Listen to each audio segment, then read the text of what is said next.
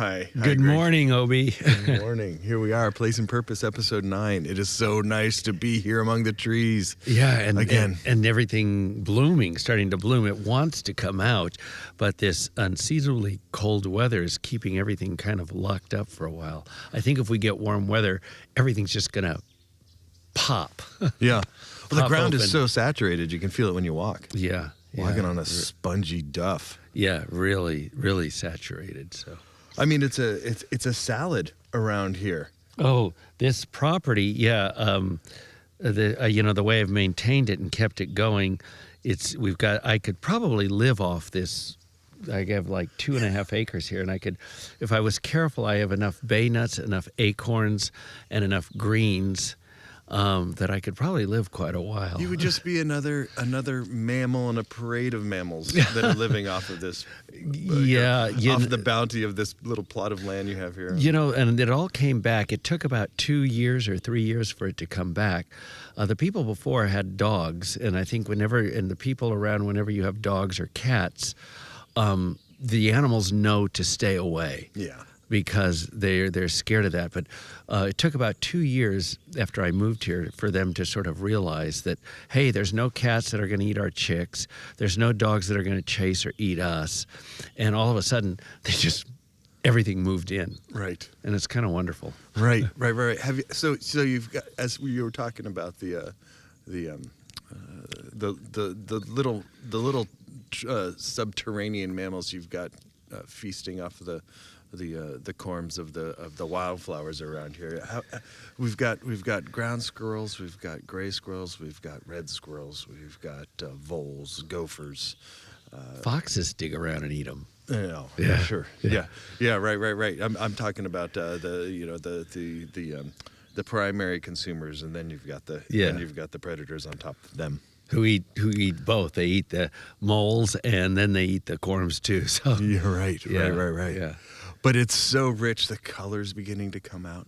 I mean, we've had so much water that it's really affecting the wildflower bloom in an interesting way this year. It is. It's kind of magical that sometimes when you see this much water, it's things that seem to have been dormant for years suddenly come back. So you see more flowers, more seeds, more of everything. I mean, it's just the water has just awakened things that I thought, well, these weren't here last year, and they haven't been here the last few years. Where do they come from? They're just sleeping underground, or what? But it's just they're coming out and spreading and going everywhere. So it's kind of amazing. Right. Well, we got the violets and the irises. The early bloomers have really come up, but it's been so overcast for so long as well that we haven't got the shock of sunshine to really bring out the full bloom yet. And something else, the unseasonable frost. It's still so darn cold. Yeah. So, the last couple, not last night, but 2 nights before, there was frost on the roof. And the rule, I grew up in this area, and the rule of the thumb for us farmers or planters or everything is you can plant anything after the first day of spring and assume that it's going to be frost-free. Cold, but frost-free. Right. We're a couple weeks past that, Obi, and there's still frost. Yeah. So I think that this is probably symptomatic of El Nino, which is going to cool us and make us wetter, they say. I would suspect that El Nino maybe is reaching its hand out to us already here but we'll see. Well, predicting trade winds across the Eastern Pacific is a difficult matrix to navigate. As we're encountering this a series of atmospheric rivers. This is the name that's entered everybody's lexicon popularly. And now, what that means, though, going forward, exactly in line with so many predictions across so many scientific panels, where you have years of increased aridity and then years of just the deluge comes. Right. So we've got the winter of 2022, 2023 will be long remembered as a historic water year. The concerning thing, I think, the the application of that towards the discourse and policy, and on a societal level is really encouraging a story that is able to withstand these periods of aridity or these prolonged periods of drought and this incredible amount of precipitation, where we don't change the whole posture of our attitude towards conservation and towards a vision, really, of not saying, for example, you hear this cry on the news these days of like maybe we should build more storage, more dams. It's no, we've got all the storage that we need. Well, yeah, I think what's happening and going to happen is we'll try to stretch, we'll try to accommodate, but I think it's, as I've said before on this series, it's testing us. Yeah. And ultimately, we have to amend our lifestyle and what we do and how we do things, because ultimately it will win. I was just having a discussion with somebody yesterday about, the Bay Bridge and building walls, 3-foot walls and concrete walls higher and higher. Well, how high do you build the walls? I mean, ultimately, what are you going to do? Have all of us live inside, a 300-foot wall? And then what happens when there's an earthquake and the walls collapse and we drown inside our hole that we've made for ourselves? So, idiocracy. It's human foolishness. I mean, conscious purpose, as Bateson used to say, versus nature. And so, say that again. Bateson's great line was that conscious purpose versus nature. In other words, our rationality, our ability to reason. Reason is important as a part of the human consciousness, of course, but unfortunately, with most of our current culture, reason doesn't know its limits. Yes. And so Right. we keep we keep thinking, well, let's see. I mean, it all started as Bateson kind of used the story where there was a wooden box and somebody saw an apple on a tree and they used the box to step up to reach the apple. Sure. Then they thought, if we can do that, we'll do more apples, we'll do more boxes and just go bigger and get more and more and more. It goes out of control. Right. And we lose a sense of empathy and our connection and the consequences of our actions to larger things. And so I think... And that becomes irrational. And that becomes totally irrational. I think though if you and let me just finish. Okay, sure. Irrationality then becomes normal. And that's where it's dangerous. Irrationality becomes normal. Our behavior is irrational. Right. Eating this much, consuming this much, thinking that we can control the rising waters, it's irrational. And yet it's normal. It's what we have to do to respond to what we've done. Yeah. It's ironic. Oh, we have so much to get to today. I mean, here we are in April, and 100 years ago, T.S. Eliot opened his famous poem, "The Wasteland," with "April is the cruelest month Of all. Right, of all. And I wonder if this gets to sort of dovetailing what you were saying about what the rational mind is. I have been confronting in my own heart. Certainly, this series of programs that we have in the Place and Purpose podcast has really directed this path for me into this space that really considers the colonizing mind and the indigenous mind. Right. The reason why April is the cruelest month, I think, is that despite our post-natural world, where we think that we have the colonizing mind, the Occidental mindset that really resents nature. It really resents Earth on some fundamental level, rejecting it for the kingdom to come, if you will, the spiritual world to come. We have yet the flowers still come up. And it reminds us of how unjust. It reminds the colonizing mind of injustices just by the giving nature of the earth still in spring. Does that track at all? It does. It does. It of course it brings to mind a million things, Obi. And if I can kind of focus here, but I think all cultures, I think human consciousness itself is a bit tricky because it's the thing that we share, and human consciousness. Just being conscious separates us in a way from the world and gives us the delusion delusion that we are separate. The indigenous religions and the best of ceremonies remind us that that is a delusion. Right? Yeah. And then, therefore, we act accordingly and don't give all the credence to the delusion and the fear that comes with that delusion, the fear of separation and the fear that it's us against nature or whatever.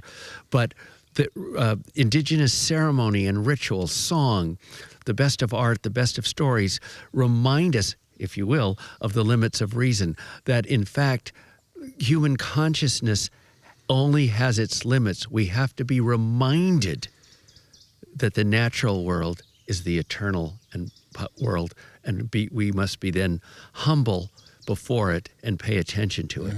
Otherwise, it's not going to happen. I love that you use that word eternal, something outside the field of time and into this sacred time, which is sort of an eternity. Sacred time doesn't really exist inside of seasonality. Let me tell you what the great shaman and prophet S.E. Parrish, Kashaya Pomo prophet, the last of the great Bole Maru leaders, dreamers, she said, as she put it, the psychologists always want to analyze me. And she said in her broken English, but she said, I can put it this way. She says, one part of my mind sees the world where there's beautiful people and cars and these, beautiful homes and all of that, and the things that are here that are outside me. And she says, the other part of my mind sees the everlasting, eternity. And when she sees eternity, she says, if I studied my body, I would find all of eternity in it. And remember the great poet William Blake, to see eternity in the palm of your hand, the everlasting in a grain of sand. I'm not quoting exactly right. But you got the gist. I got the gist. So, you got the gist. Again, a visionary poet, a visionary American Indian woman from here, this area. This whole idea... Coming to similar conclusions. Coming to absolutely similar conclusions. Points that I've made before, that vision and connectedness to the earth has nothing to do with race, color, gender, or anything else. It has to do with mind. Or as Blake said, if we could get rid of these mind-forged manacles... that mind-forged manacles that keep us locked in a rational world and the world out there instead of a world, as Blake said, vision. Essie said the same thing in English that William Blake once said simply, vision is great, this I know. Yeah. So we have these characters that you write about in these stories that you stewarded from your people. Yeah. And I like the term stewarded. Yes, I really stirred them. Well, that would be a nice thing for me to ask you about. Like what is your relationship to these stories? You grew up with them, but you as an author and a writer, you're also interacting with them creatively. Well, and Obi, yes, exactly right. And thank you for asking. We've never really talked about that, talked about my arrogance of doing it. As Mabel always said about me and about other people, especially scientists or other people, they do it to their own idea. He's doing it according to his own idea. So, and I am, admittedly, and with great humility. But anyway, I've heard growing up pieces of the stories, and I never experienced this, but I heard the old people tell about during the winter months how an elder would sit on a log, it would be dark, and the kids would sit on the ground, and the elder was expert at imitating the voices of the animals and all that were people, and squeaking if it was a squirrel, for example, or something. And anyway, and we told pieces of all these stories, and they were always told in cycles where they went round and round and round, and they were always interpreted. Even Indian people today get tripped up on what's the actual traditional story. culture was always emergent. It was always changing. It was always in motion, adjusting with the natural world around it. So, I find it ironic that some of my people say, oh, well, Greg made those kind of made those up. There's not really right. And then they go back to the text that the anthropologist recorded. And, the Indians were lying to the anthropologist for money. So, or just telling safe things that they wouldn't tell. I mean, the colonizer took everything from us. The only thing we could hold on to was some of our religion and culture stories. So they're not going to give those away. But anyway, so what I did is I realized that I would have to textualize, if you will, Obi, an oral culture. And again, I think the poets of old, Ovid, I'll go all the way back, were doing the same thing. Sure. The Brothers Grimm, I mean, all of them were just textualizing tales they heard around the countryside. So I heard these stories, but I also, I hope, understood the ethic and aesthetics of living with the natural world that I saw that were always present in the stories I heard. So as I textualized them and wrote them for people, I wanted to make sure, or try my best to make sure, that those ethics and morals remained in the story, because that's what I see as eternal, not who did what or if this was exactly the way it was done before, but does it make you think and learn the same way and put you back in touch with the stories? I mean, a good story like a vision or an Indian doctor doctoring or a ceremony expands the mind, Certainly. Well, you have this motif of peopling the world with these characters that have these animal names, but they are very much people. Yeah.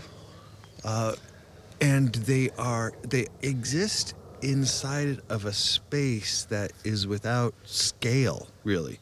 You can talk about Old Man Flea.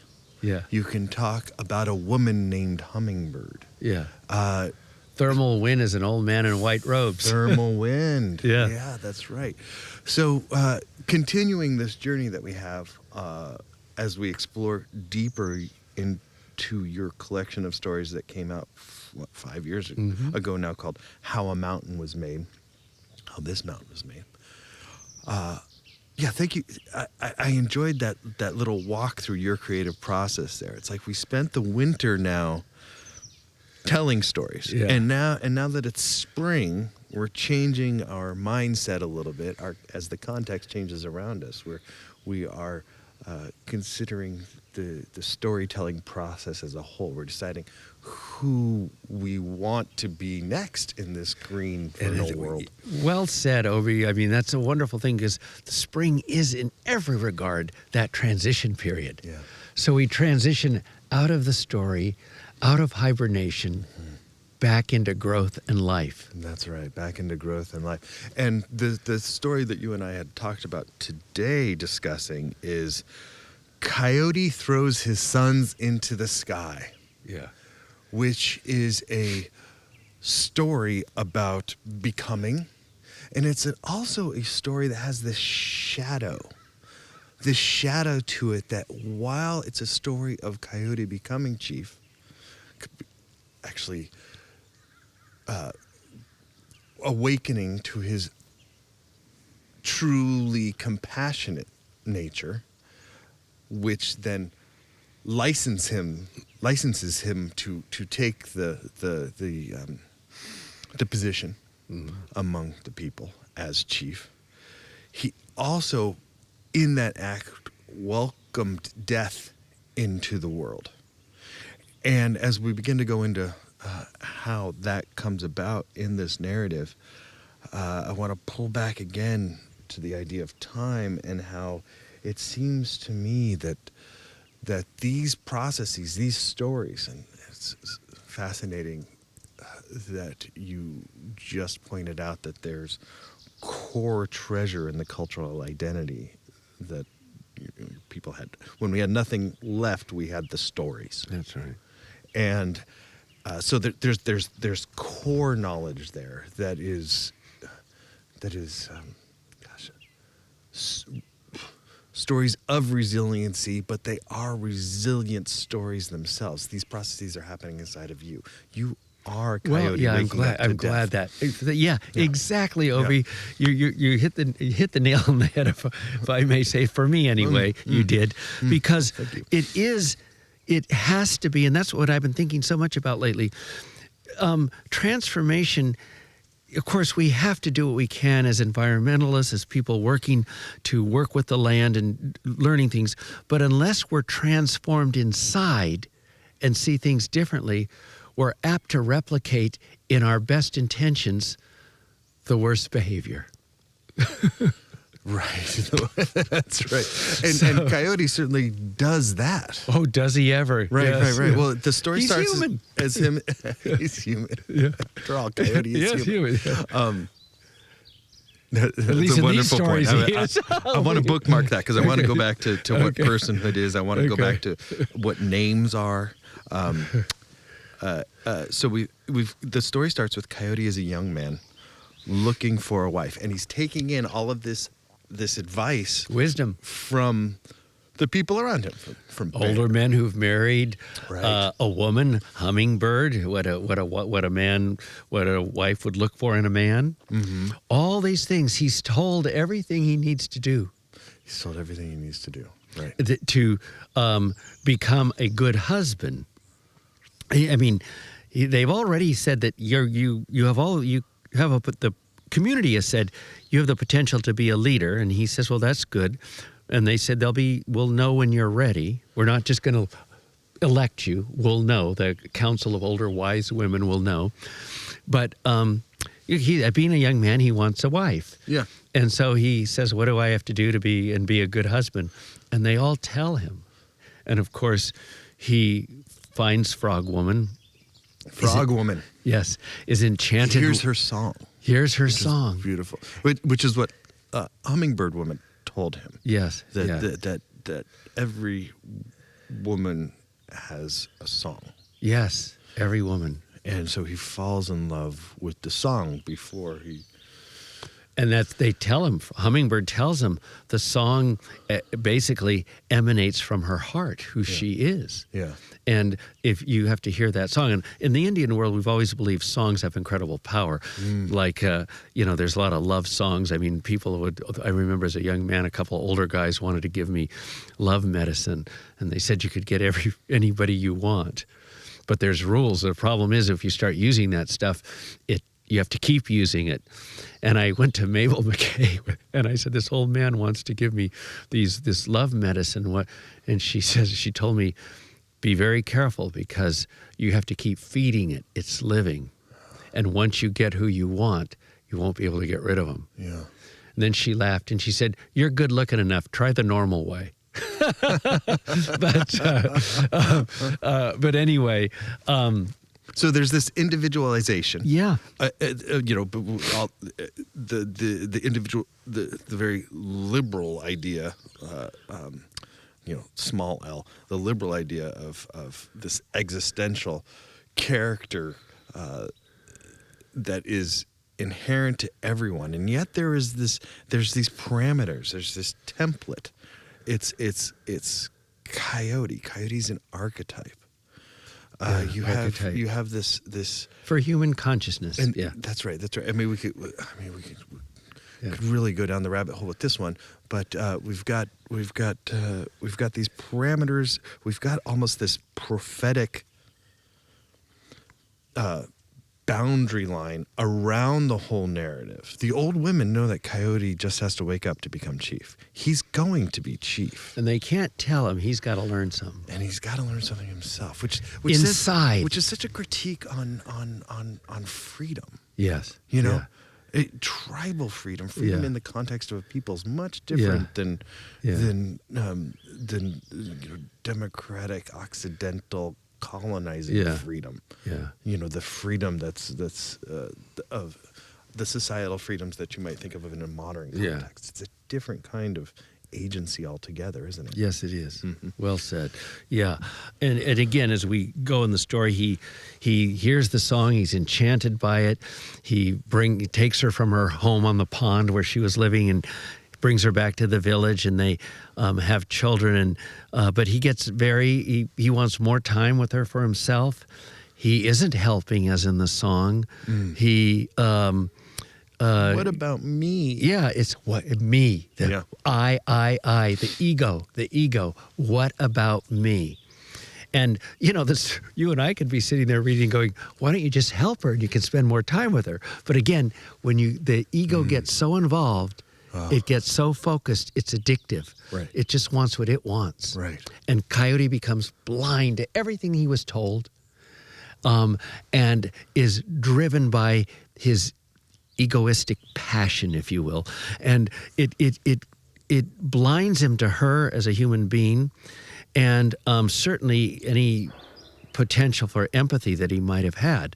But then, of course, he throws the suns up into the sky, and one becomes the moon and one becomes the sun. He can't get them back, and he's sad. He feels embarrassed. He feels shamed, and death has come upon the mountain. There was no death. They'll never come back.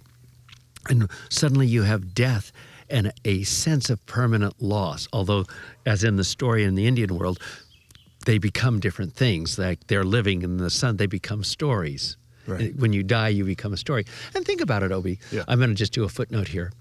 You and I can sit here and talk forever. We may go on, our bodies may stop, but what we've done is what will last forever or become the story, not the short span of our lives. Right. So eternity is what we leave, not what we live necessarily. But anyway, so Coyote then is all of a sudden, thinks about Frog Woman and thinks how stupid he was and how good her heart was and how sad she's going to be. And suddenly he has felt, not rationalized, but felt empathy for somebody else. Yeah. And that's when he becomes ready to be a full-fledged human being and leader. Yeah. And ultimately a better husband. Right. Self-realized, whole. Yeah. There's that, so this moment, he throws his kids up into the sky, throws them so far they disappear beyond the blue veil, right? And then they die. Okay, and there's this. Well, they transform. They become these lights. They're hiding behind these rocks from sacred time into the time of the world, right? The world being made. Now we have the moon and the sun, his two sons. The younger son becoming the moon, the older son becoming the sun. Right? So like the death becomes it's a different word. It's a clumsy word, isn't it? Yeah, it's this transformation. Yeah, There's spiritual death. There's engagement in the world, which is Coyote's realization that now I am of the world and I am not. It's not just about me. Yeah, I am of the world. Yeah. Yes, I am of the world. I am in it, not separate from it. What I do, everything I do, has consequences. And it also makes one, death, and in the broadest sense, should make us more appreciative of life. Yeah. And more emphatic and sensitive to life and all of the things around us. Because when you destroy something, it will be transformed, and you won't get it back as you've known it. Right. I have the memory of my mother, but I don't have her. Well, the thing that I'm so interested in about these stories that you tell is the mythologizing of the land, the myth, and the power that these metaphors can convey, and how careful you are to get the metaphors right, but not necessarily to tip all the way towards something that might be like religion, right? And this is the spirituality that I've been awakening to in my own work, especially in regards to my subject, which is California. The And land. California is more than human world, where I'm mythologizing Which is California. so rich. Which is Diverse. so rich. Which Yeah. is so rich. Yeah. When you use California as a metaphor, it has the ability to transcend inside of you even reality itself. Yeah. And what I mean by that is that you begin to equate where you are with who you are. And what you are. And what you are. And probably how and why are in there also. Yeah. But the technique, how you do that is through the stories. And the stories are populated by characters, and characters have names.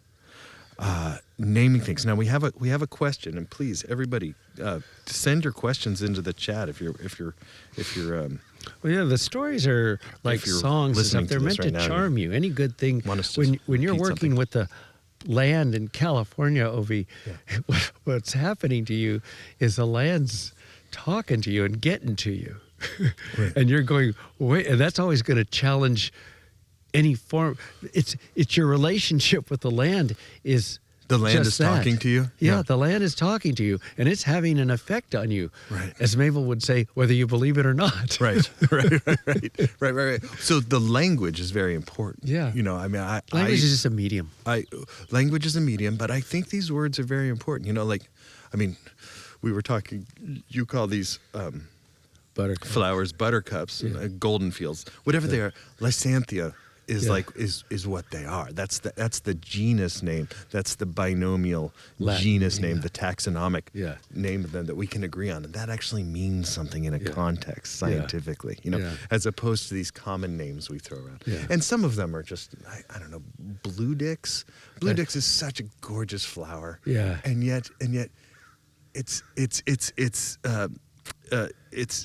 what is it? Diplostemens. Yeah. Diplos. It's dipterostemens. Yeah. So diptero is that Latin. There's poetry on the tongue there Yeah. in just the naming of the things. Yeah. And you know, as I started this, I mean, my atlases are all about the names of things. And in the past several years, we've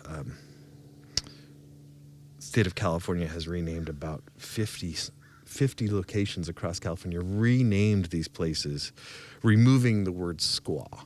For instance, This incredibly strange word, Yeah. which is, you know, points to so much. Yeah. Points to so much. There's so much there. But even like the Russian River, you know, we're in the Russian River watershed right now. Ultimately, you know. Ashakana? Yeah. Ashakana is the Southern Pomo Southern, word. yeah. Ashakna, yeah. Ashakana. Yeah. Yeah, I love that word. Yeah. And this is by identifying some aspect of the more than human world with a name that is not a label, but actually a name to the feature itself as a proper name, as a Yeah. proper name of that individual, of that song. What we have is a psychological shift inside of ourselves from a thou to an it. Mm-hmm. So I guess what I'm doing here is I'm responding to a question that we got from Keith Davis in Tasmania, Australia. Wow. Oh my goodness. Thank you. Welcome. Welcome to California. I'd love to hear Obi expand on the concept of wilderness talking.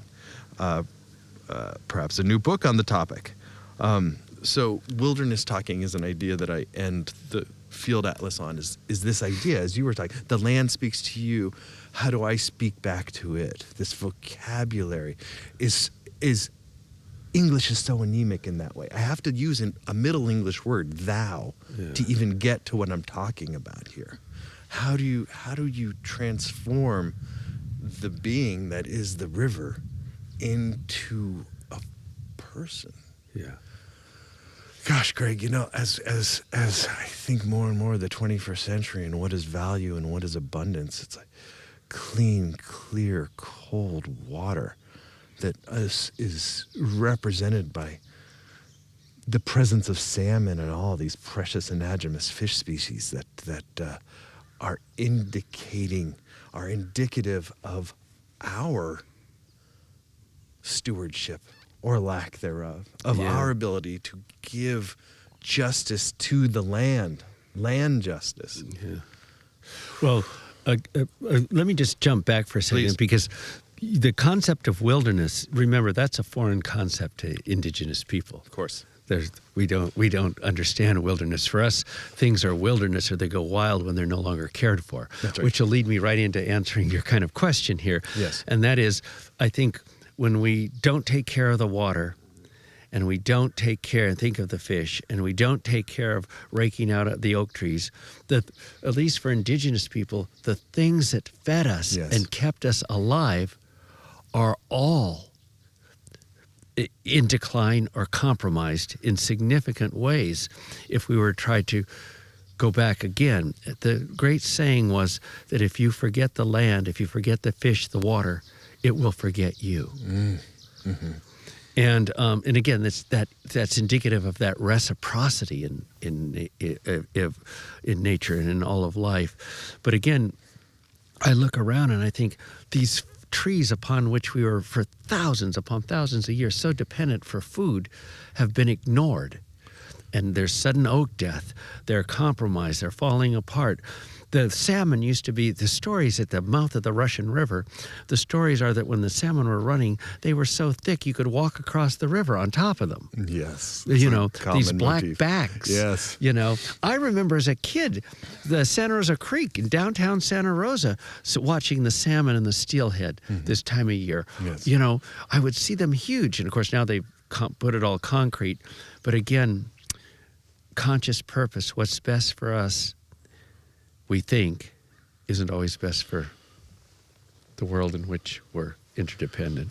Well, just as our stories, our myths are always changing, so too it seems that California culture is as well. As we are now involved, we've broken ground on bringing the 4 dams of the Upper Klamath River down. Yes. The largest salmon restoration project in American history, the largest dam removal project in American history. These 4 dams coming down represent such a symbol of reciprocity, of will to justice, which is a miracle. It's a miracle. It's wonderful, and it's a way of saying to the fish, we're sorry, we're doing our best to fix it, and we're fixing it. Come back, feed us. We remember you, and so they'll be back. They'll be back. I believe you just have the house, the water house, ready for them, and they'll come and live in it. That's right. That's right. You know, they'll come. They're still there. They're so willing. I mean, this life is so willing to endure. Yes. And so willing and so much waiting for us to say, we see you. We see you. Yeah. And tearing down these dams, gosh, Obi, if there could just be, we could continue working. I mean, we can't change things overnight, but there is so much hope in the things that we can do. And I don't mean hope like, oh, things are going to get better. I mean hope that tomorrow and today I am doing it. Yes. We are doing it. Yes. So you going out and painting and cataloging all of the life that's here becomes a record, as my stories and everything else, of, hey, we're here. If I can be bold and arrogant enough to say, we are translators. We are, back to the question that the person asked, we are speaking for the best of our ability to remind folks, hey, the fish are waiting for us. They're waiting for you to say hello. They're waiting for you to take care. The trees want to be cared for. We need to do some controlled burning. Let's work together. Yes. Life here is alive and waiting. It's spring. It's coming out again. Yes. It just keeps coming. It doesn't give up on us. Yes, it doesn't give up on us. And we can re-engage those adaptive cycles between the earth, air, fire, and water. We've got topsoil. We've got good fire. We've got CCC water, clean, clear, cold water. We've got ozone pollution, less air, an atmosphere to attend to. We've got so much going on in the atmosphere. Now we have. I'm working with California Trout now on a storytelling campaign to free the Eel River. The Eel River, named for the Pacific lamprey, Which we used to eat.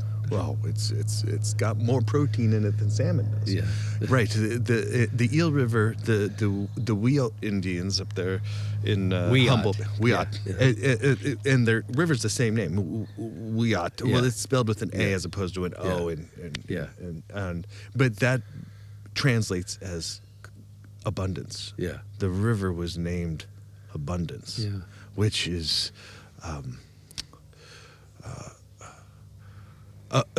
exactly to the point. This river now enjoys wild and scenic status for most of its length, which itself, like wilderness, or the designation of a wilderness area, is potentially problematic in that it's very paternalistic. Yeah.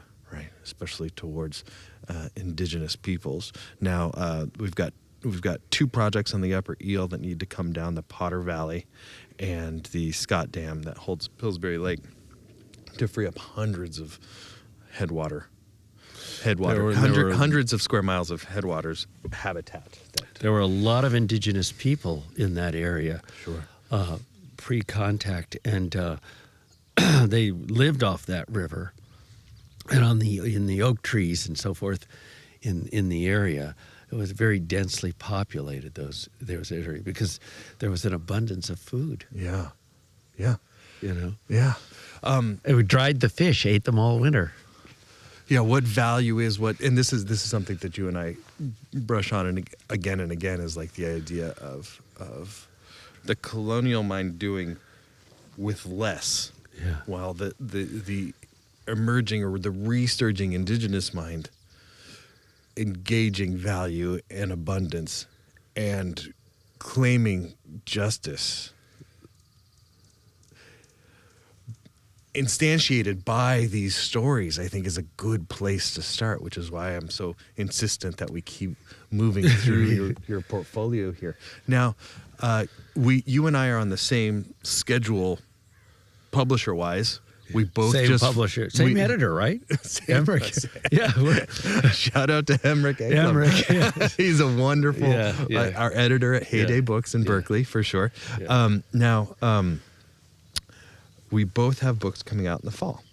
Our last books came out in the spring too. Your next it did story, last year. Yeah, Becoming Story. Yeah. The Becoming Story and the Coasts of California came out in the same month, and now the Deserts of California is coming out the same as the Forgetter's Tales. The Forgetter Stories, which kind of take off from this mountain. I think, but it may be the fall, it may be early spring. I don't know. Okay. I'll find out. I'm waiting to hear from Emmerich today or tomorrow.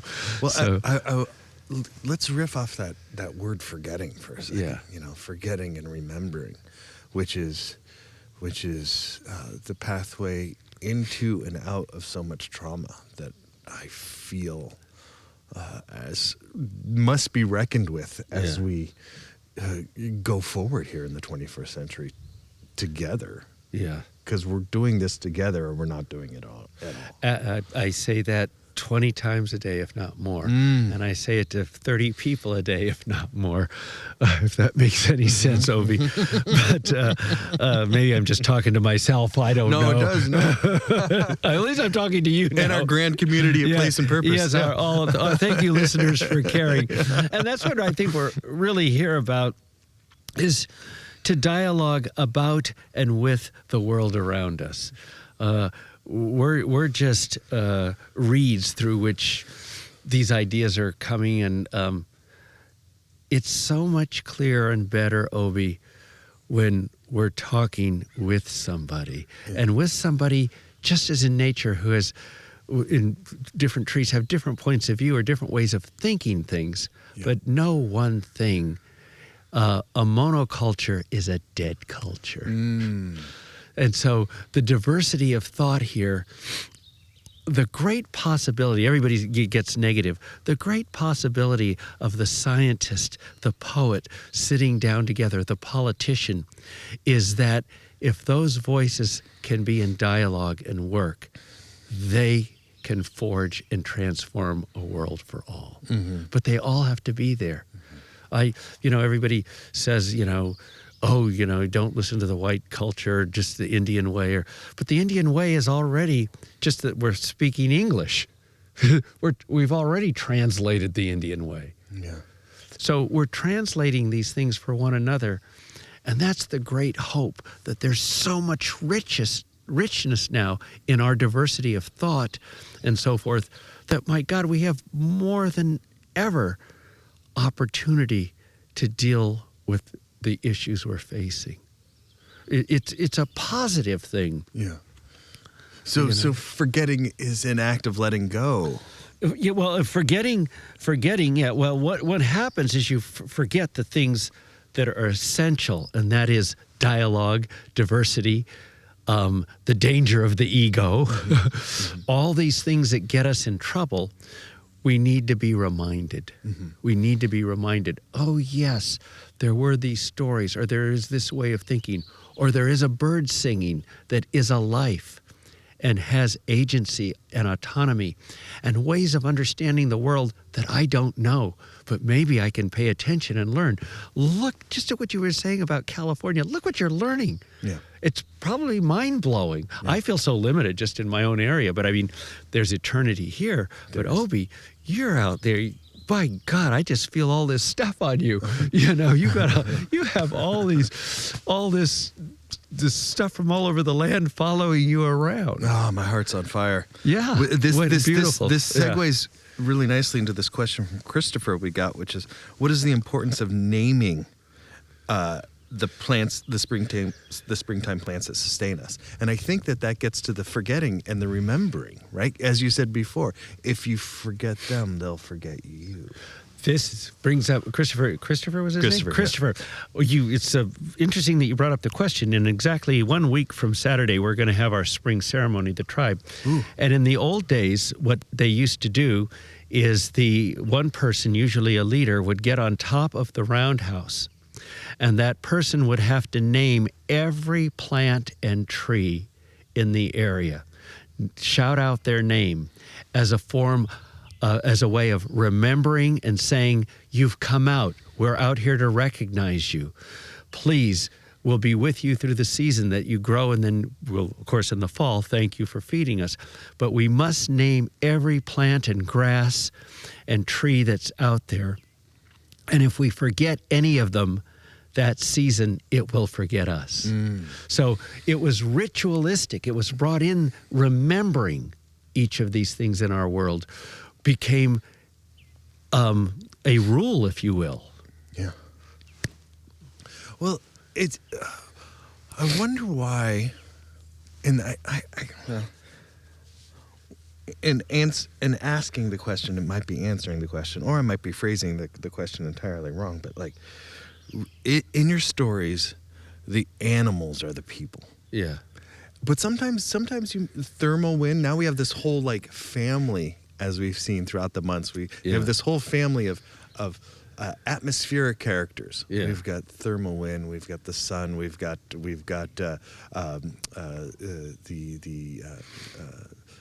rain. Yeah.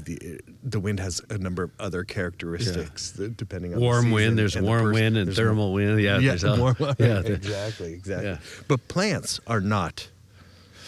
But at the same time, plants are very subtle. I mean, they don't act, they don't move around like us. Yeah. But violated, because they're much more subtle, they're much more suspect. Yeah. You've got to be careful. They're much more suspect. They're not always going to tell you, but they're sitting there watching and knowing everything and communicating. Oh, with it's a one different another. language. It's a different language. As Mabel McKay once pointed out, right? Yes, yeah. When asked about, well, how did it go? When asked about if she knew what the plants were talking about, she said, Well, no. She said that you had to have a song. The plants can give you their song, or Yes. you can be passed down from somebody Yeah. to use certain herbs or things. You have to pray. You have to know the song, and you have to talk to the plant. Yes. The best, with the language, the best way you know how.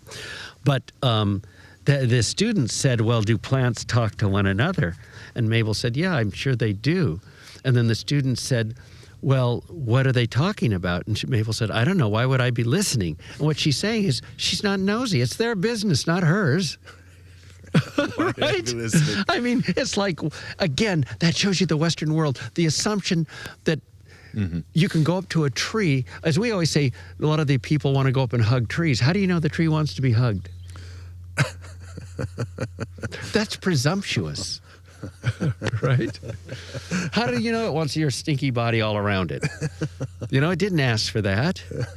You're assuming, again, think about this respect. I wouldn't go up and, well, I know you, so I'd hug you on the street, but I wouldn't go up and hug a stranger Sure. just because, I love people today, so I'm going to go start hugging people. All of a sudden, but it's okay. We are so arrogant. We assume, I love nature. I love trees, so I'm just going to go around and hug them. I don't know. I always ask first. Or maybe I just touch them lightly or give them a little, say, I'm here, or I see you. That's enough. Right. But, the other thing is fish. As you know, fish, talk about trout and things. Touching them is not good, pulling them out of water. Yeah. They don't want to be touched. Yes. Touching them, hugging them, these are cheap symbols. A true sign of affection would be good stewardship, pruning, Asking attending to rather good than fire. doing. This Is it kind of thing. okay? Yes, Can I yes. ask you? Yeah. Pruning, taking Real care. How acts can of I help you? reciprocity, yes. Acts of reciprocity. Yes. But that's such a Western notion that I am empowered enough to assume that everything likes me and wants me to hug it or own it or eat it or whatever. I don't think it does. That's interesting. Now, I wonder sometimes about our place in the animal world. And the animal powers, they're animated.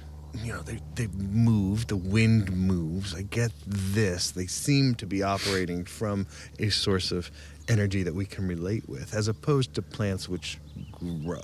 That's their animation. Yeah. Right. They don't move necessarily.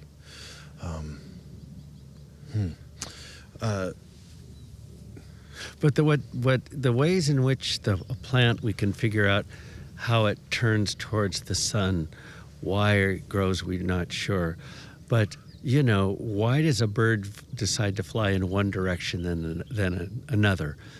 And it has agency. These things have agency, and we want to scientifically explain that everything is just functioning on a very physical level. A bird flies mechanistic. Right. When it's not. Listen to these birds. Well, it's fathomlessly complex. A golden plover will migrate 2,000 miles to one spit of land in the Aleutian Islands, coming up from Mexico, Hummingbirds. Right. That weigh as much as a few paper clips. Yeah.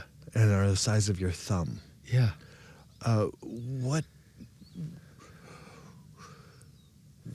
It leads me to what might be like the darkest questions. And I don't mean dark ethically. I mean dark, I need to be in a cave to consider them somehow. And those questions are as you said before, everything we've got here is human flavored data. Yeah. Everything that comes into my consciousness is just consciousness. All that we know it might be is just consciousness. It might be all wrong. In fact, consciousness... Or just a very small sliver or just very of small the bit. reality of the world. I appreciate that. Yeah. I appreciate that. It gets to also then ideas of what nature is, of course, as you once said, like the colonializing mind, the Occidental mind tends to regard this thing that is nature, this phenomenological nature, as everything that's about 3 feet away from you. It's outside of you, as opposed to what has been coined the symbiotic real. Yeah. We are a part of nature. If you We are in it. If you are an individual, which you very much are not. Yeah. No. I mean, you are hundreds of Isn't species. it amazing? We're dependent on air. We got to breathe or we die. We take that for granted, don't we? Right. Well, I think that the genetic contract of this endosymbiosis, this Lynn Margulis thing from the 60s, where she says, you in fact are a genetic contract, an evolutionary contract of all of these different organisms and organismic processes into this conglomerate being. And therefore, it constructed perhaps this idea of consciousness to as sort of a confederacy of this whole holobiont entity, this thing of e pluribus unum, from many one. Yeah. To proceed then with this the greatest moment where chance we of have this body, survival for now. and it's so small and such a moment. It's such a moment. You were quoting Margolis, but I was thinking simply of Joni Mitchell's Woodstock. We are stardust. We are golden. Yes, We've got to get ourselves back to the garden, the great classic Woodstock song.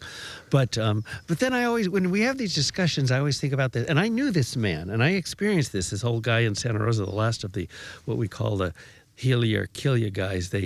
He didn't eat any meat and all that. Then he could heal ya or kill ya? They could heal ya or kill ya. Mabel used to call them healer killers. So they could do anything. Oh, that's really good. But I would watch him in the backyard sit on the ground with hot coals in his hands for 2 hours and see the future. He also was a heavy-set pomo man on the front porch in South Park. And on hot days, us kids, 15, 16 years old, would pile into the car and go tooling uptown Santa Rosa. And he'd be on the front porch in his hat, his derby hat, and his suit, and he'd wave at us goodbye. And he was a heavy-set, big pomo guy. And we'd drive, 3 or 4 miles uptown and stop at a stoplight there. And then on the park bench in the corner, we'd look over, and there he'd be sitting there waving at you. And they always said he had wings, he could fly. He turned into, they say, a hummingbird and could move around like anything. And now I can't explain how a man on a 90-degree day in the summer can travel 3 miles in, a couple minutes. Yeah. But I saw it. And those kind of things always, and with the things that I saw Mabel do, raise people up, levitate people, take things out of people's bodies, raise the fog. Those are things that my rational mind that I was raised with, I shared the same world with you, Obi. I went to school, was a pretty smart kid. Those things always reminded me that there's something bigger that I don't understand. But I saw it, and it was a gift that kind of stuck with me, made me humble in front of all of these things. So, and as Mabel said, people could do these things. I think I told you the story. I wrote about this where Mabel didn't want to be an Indian doctor, Mabel McKay, and she was dying. The spirit said, you either do what I tell you or I'm going to kill you. You're only here to do what I tell you. Yes. And she had to surrender her ego. And she was 19 years old and dying on her grandmother's couch. And the front door flew open and a man flew in, or a hummingbird flew in with the face of this man who was going to help her doctor. And he said, he said, Mabel, you going to let me take you to the water now and put you under the water? And she said, well, yeah, I guess I'm going to die. And he goes, well, okay, they got me in the Lake County jail, but they're letting me out at 5. I'll be back at 7 to get you. And he flew back out. And I guess they had him in jail for some reason up in Lake County. And I came back, and I remember her telling the story to a group of psychologists at Stanford. And, of course, they're all just trying to figure this one out. And they said, one of them said, Mabel, do you really believe that he turned into a hummingbird or a fly and could get out the jail window, the bars like that? And that, he went out the window like that? And Mabel said, no, I don't believe that. And you could see them all kind of relax. And then she said, I believe he went down the toilet. They lost it, but, in other worlds, She's Mabel McKay, so matter of fact. Everything, yeah. Yeah, a fundamental... Things that you and I would sit there going, gasping, For and sure. those psychologists gasping, she undid them every turn of the way. Because she lives in this empirical reality where we live in a rational reality. Exactly, yeah. How confined we must be to the potentials. Well, as Essie Parrish used to say, I remember sitting with her, and she was talking to somebody who was, questioning her world and all that. She goes, you don't see all the spirits around you, do you? You don't see what's crawling all around you.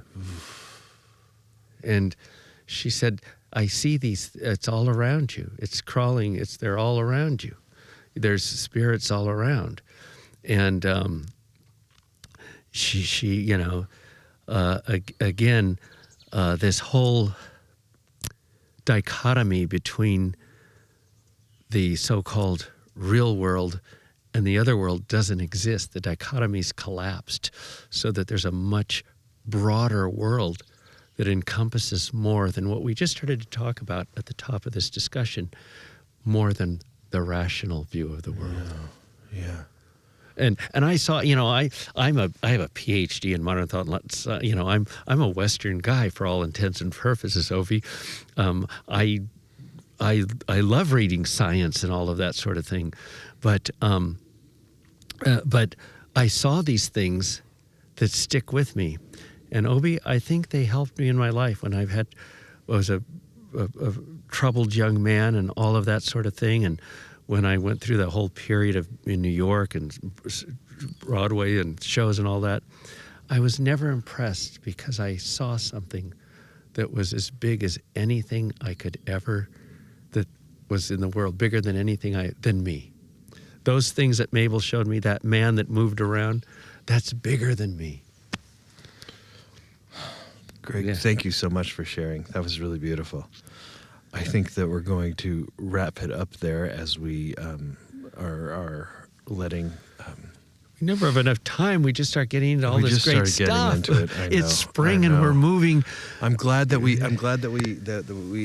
moved through Coyote throws his sons into the sky. That was a beautiful moment. Empathy. Discussing the becoming of spring Yeah. and the darkness in the earth, the good, warm, nurturing darkness. We do have a winner of a copy of How a Mountain Was Made and I guessed Forests of California, I believe is the book that we're giving away. That might be. Anyway, You have so many books, Obi, that are wonderful. Anybody who gets any one of Obi's books are fantastic. So thank you, Greg.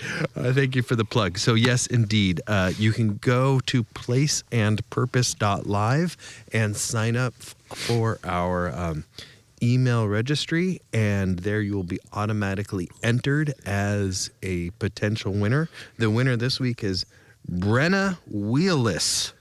I don't know anything about you, Brenna, unless another family member of yours, Greg? No. Not this month? No. All right. Congratulations, Brenna. Very good.